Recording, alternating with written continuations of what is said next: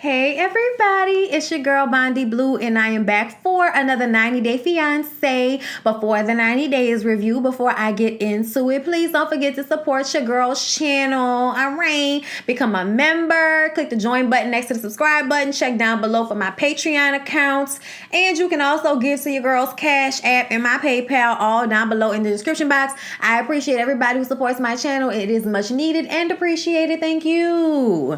Okay, now that I've gotten that out the way, let's go ahead and get into these notes. Let's start off with Avery and Omar. You guys, it is the day of the nuptials, okay? Terry, I finally got Avery's mom's name, Terry, okay? Terry is still rather apprehensive about her daughter marrying Omar. She is still nervous that he is trying to get a green card out of Avery, and she just wants to make sure one last time that she's questioned Avery about whether she really wants to do this. Okay, and then Omar comes in and says that they have to get approval from Islamic court in order to get married. And I don't understand how a grown man doesn't know how he has to get married. I feel like in this, I mean, everybody's country is different, but I feel like there are some things when you're a citizen or, or you're going to do something, you figure out what exactly you have to do before you get there. And the fact that Omar waited until the last minute to find out that they had to get Islamic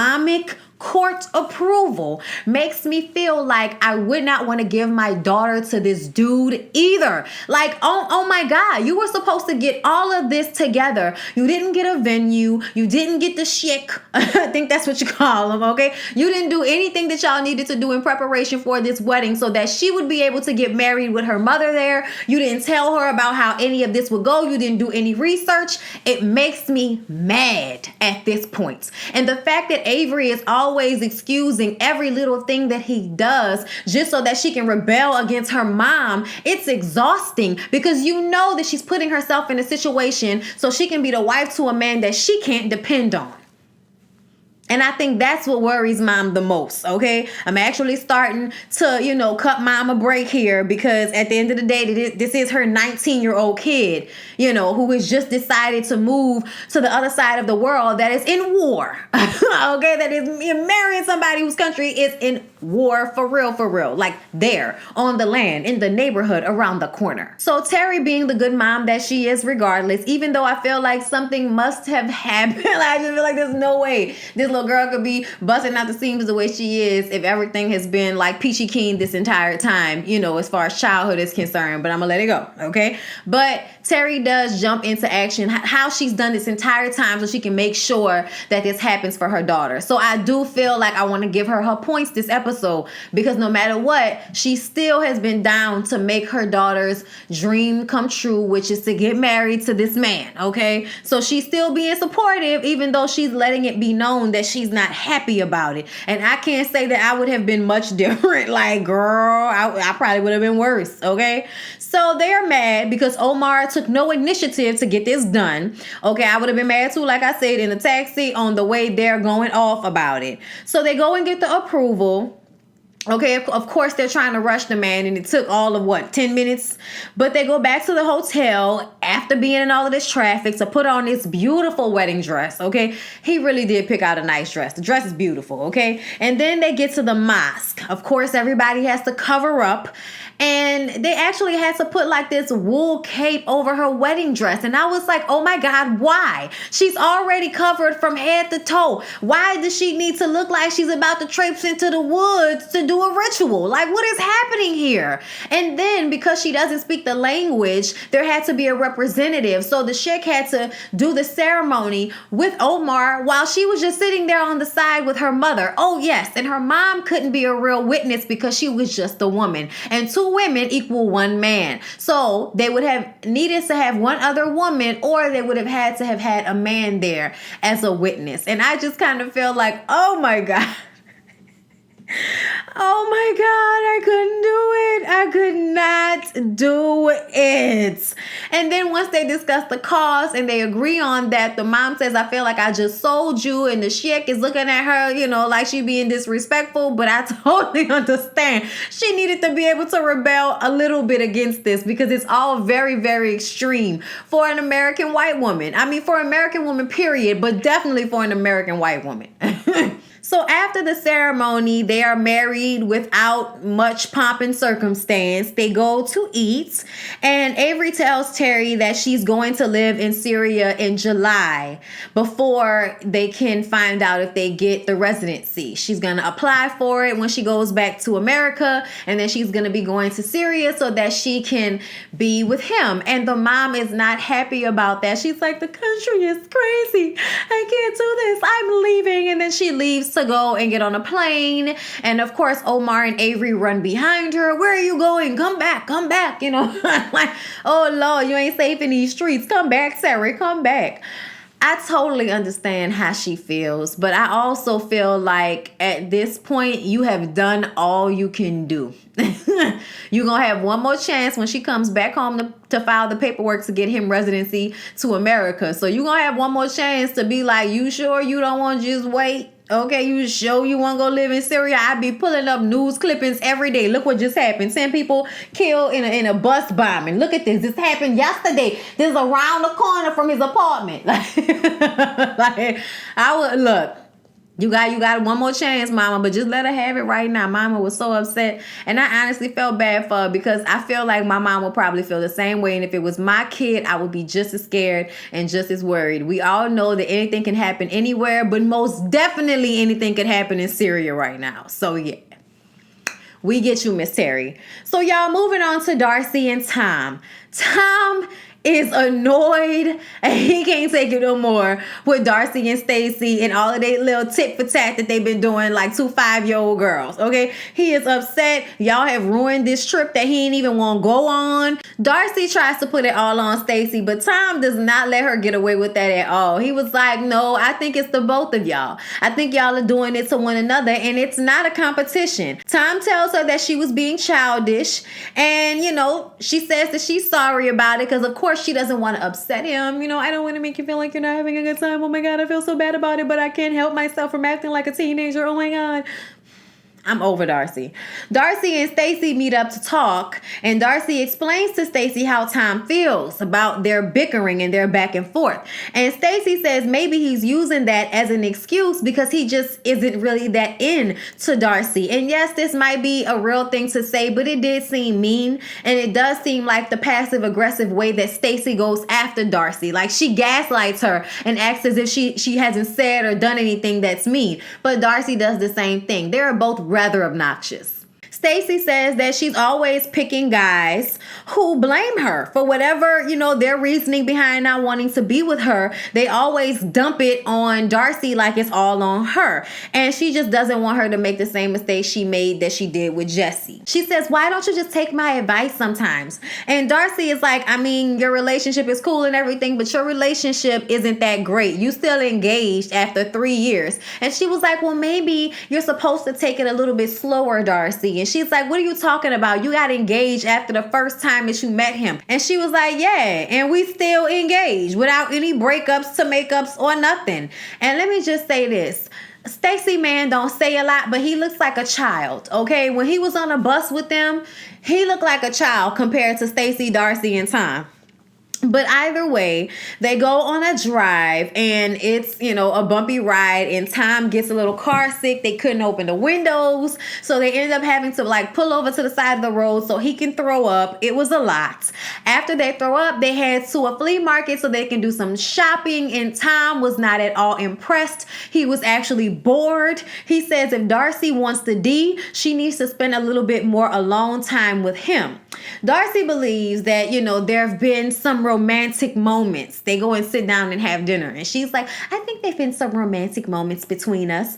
And Tom is like, I wouldn't say I'm having a terrible time, but it ain't been romantic. I can tell you that right now. Ain't nothing about this been romantic. Of course, this sends Darcy into tears again. He says if they had gone to Gran Canary, then maybe the mood and the water and the scenery all would have made him want to propose to her. So now he's dangling proposal in front of her face. But he says that he's glad that they didn't go because now he's gotten a chance to get to know a side of her that he doesn't really like, that he might just want to make a friend. And I'm like, so you mean to tell me we're a hop, skip, and a jump between friendship and engagement? Tom, get out of my facial with this. You're not into Darcy. You need to just say you're not into Darcy. Don't try to make it seem like you are going to give her everything she had been wanting if it weren't for the fact that she got into an argument with her sister. Get out of my face with this. You've been not feeling her. You've been not really wanting to mess with her and feeling like she was too clingy. So don't try to blame arguments with her sister for it. You can stop that right there, sir. Okay, right there. And Darcy,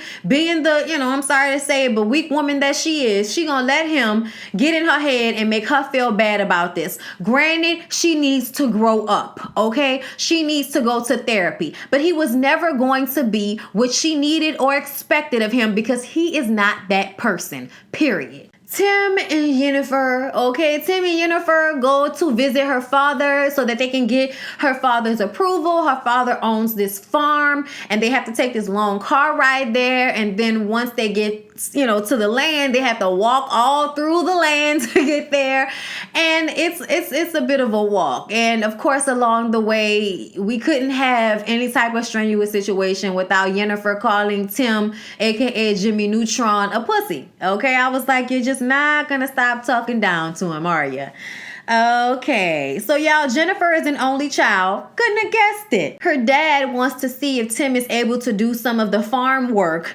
And, they ask him to wash the cows, and then they give one of the cows, I think it was a cow. They gave one of the cows like one of those shots to make sure that, it's like an antibiotic, make sure that it doesn't get infected or something like that. I don't know. I ain't never been on a farm before, at least not in that capacity.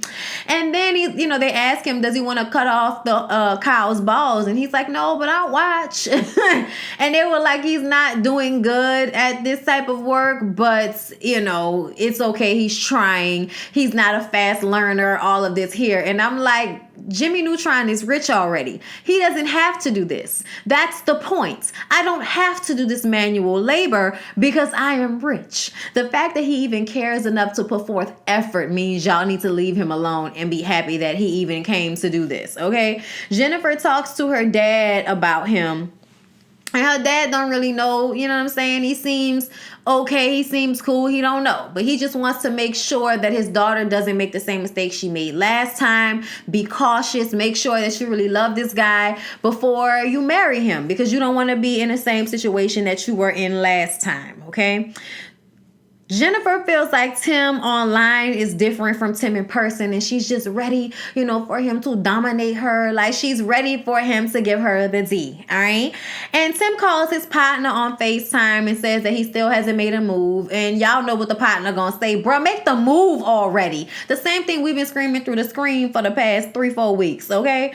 So they go to get some ice cream, and it's a whole bunch of licking and sucking on fingers and shit. It's obvious what's happening here. And they finally kiss, you guys. And it was a nice long kiss. It wasn't sloppy. It was lip over lip. It was nice. Okay, I was like, oh, that was a good kiss, Jimmy Neutron. That was nice. And she was feeling it too. She was like, okay, so now I'm feeling the chemistry. Yes. So they go back to the house, the Airbnb, so that they can Netflix and chill. And he's scared. He's scared that he's going to disappoint her in the bedroom, which is why he's scared to take it to the next level. But she's ready. Now that they've kissed, she's ready for it all. Okay, as our boy Ray J would say, she wanted it all. I can't stand him. Anyway, so yeah, they start kissing in the bed and moving around, and the next thing you know, Jimmy Neutron is kicking the cameras out the room. I really hoped he swung something big out on. Okay, I really hope that he tore it up. Okay, I hope that he made a point to break her back intentionally, just so she would never question him again. But 9 times out of 10, he was delicate about it, and maybe she enjoyed it, maybe not. We'll find out next episode. But God, I really hope that, they enjoyed it.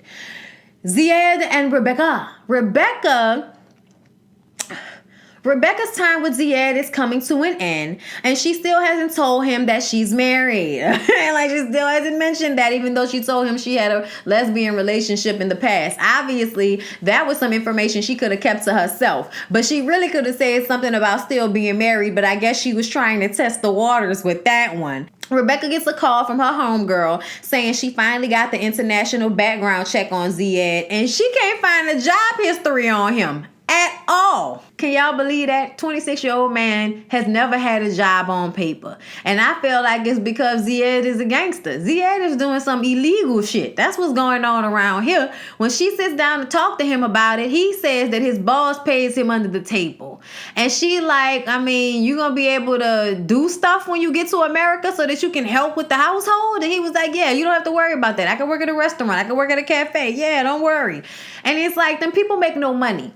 So the fact that that's all you think you about to do, I think very much you're about to sit back and live off of her. And she says she's trying to make sure that that's not what happens. But something tells me that that's exactly what's going to happen. Talking about he makes sure the TV shows get people in the audience. I said, boy, go on somewhere with that. Go on somewhere with that. I don't believe him for a second. Okay, his family sitting up there wanting to know about tattoos and past relationships, and your son ain't even got a job. Go on somewhere. And then we get to Ben and Akini, y'all. I like Ben even more like every episode. I'm just gonna go ahead and say that. Fidel takes Ben to their church. Akini and Fidel's dad is a pastor. He finally agreed to meet with Ben, but only if he meets with the elders first. So now, not only does he have to get the father's approval, Fidel's approval, the rest of the family's approval, he also has to get the church elders' approval. Now, okay, Ben is a avid Christian, and he's actually in school to become a ordained minister. So he hopes that, that will fit in good with Akini's father because he's a pastor. So Akini's father's way of church is rather violent and aggressive, a whole bunch of screaming and hollering, not exactly my cup of tea, but people tend to go hella hard. Okay, hella hard when they got a small church. Ben can't understand why Akini can't just tell him, up front about all the things he's expected to do in order to marry her. It's like she keeps giving him a little taste at a time instead of just laying it out and saying exactly what he's going to have to go through. So he's kind of getting aggravated with her. When they sit down with the dad and the elders, Ben says, "Hi, I'm Ben. I'm 33 from Phoenix, Arizona. And, I'm happy to be here." I was like, it's not a game show, son. Lord. But, that's just his tone. I thought it was funny.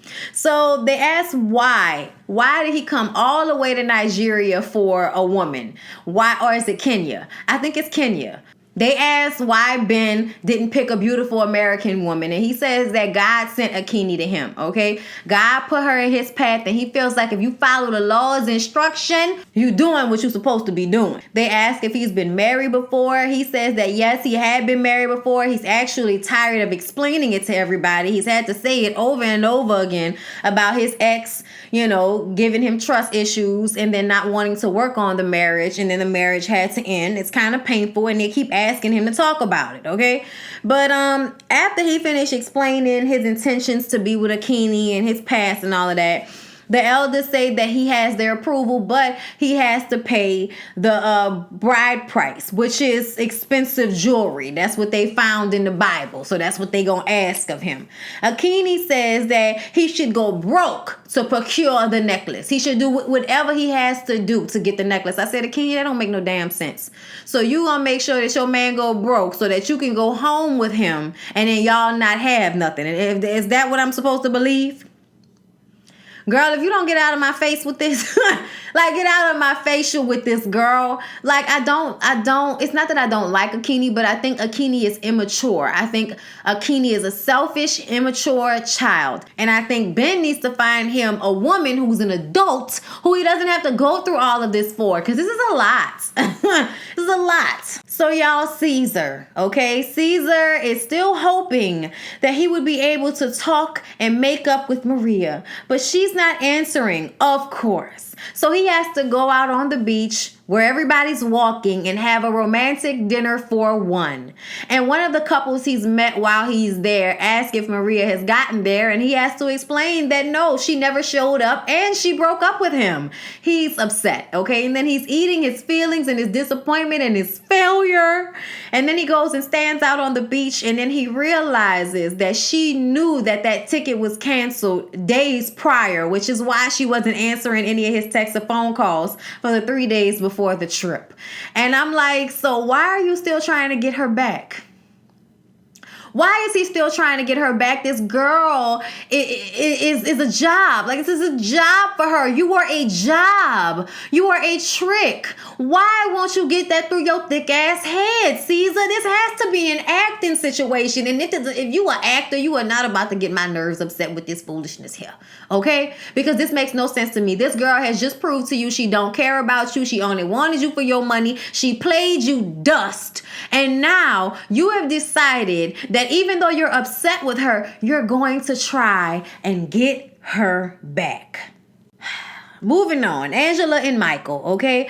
All Michael does is lie, lie, lie, okay? But Angela still is going to meet up with him so that they can discuss her throwing that cake in his face because of all his lies, okay? She apologizes for throwing the cake in his face, and he says, no, baby, I deserved it. And she was like, no, Michael, I don't know if either one of us deserve what we going through in this relationship, okay? And I really feel like I'm not going through this with you anymore, Michael. And Michael was like, please, baby, don't leave me. Don't leave me, baby. Don't leave me. Okay, give me one more chance. Biggie, give me one more chance. Okay. And of course, Angela, once again, even though she knows she sounds stupid, forgives him.